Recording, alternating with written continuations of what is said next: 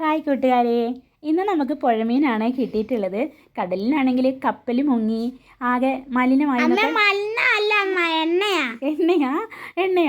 എണ്ണയൊക്കെ ആയി എന്നൊക്കെ പറയുന്നുണ്ട്.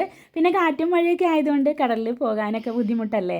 മത്തി അതിലേക്ക് വരുന്നുണ്ടായിരുന്നുള്ളൂ. ഇപ്പോൾ പുഴമീൻ കിട്ടാൻ തുടങ്ങിയിട്ടുണ്ട്. വാളയും മുഷിയാണ് കിട്ടിയിട്ടുള്ളത്. നിറയെ മുട്ടയൊക്കെ ഉണ്ടെന്നാണ് തോന്നുന്നത്. ഇത് കണ്ടോ വയറ്. അപ്പം നമുക്കിതിനെ ദൂരെ പറമ്പിൽ കൊണ്ടുപോയിട്ട് നന്നാക്കിയിട്ട് വരാതെ, അല്ലെങ്കിൽ ഭയങ്കര മണമായിരിക്കും. ഉപ്പൊക്കെ ഇട്ട് ഒരു കല്ലൊക്കെ എടുത്ത് വെച്ചിട്ട് നമ്മൾ അതിൻ്റെ മുകളിലിട്ട് ഒരച്ച് തേക്കുന്നുണ്ടേ. തോല് പോട്ടെ,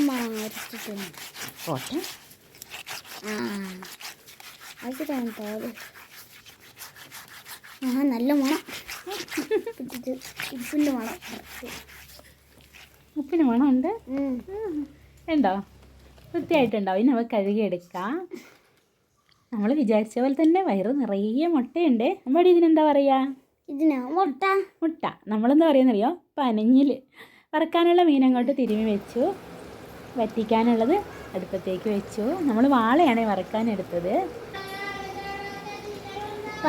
എണ്ണ ഒഴിച്ച് കൊടുക്കാം. ഞങ്ങളടുത്ത് രണ്ടും പറയും, പനഞ്ഞിലും മുട്ടയും. നമ്മൾ സാമ്പാറും വെച്ചിട്ടുണ്ട്, അതുകൊണ്ട് മീൻ വറ്റിച്ചെടുക്കുക ചെയ്തത്. ഇനി നമ്മുടെ വാള കഷ്ണം വറക്കാൻ വെക്കുന്നുണ്ട്. നമ്മൾ ചെറുതാക്കായിരുന്നില്ലേ.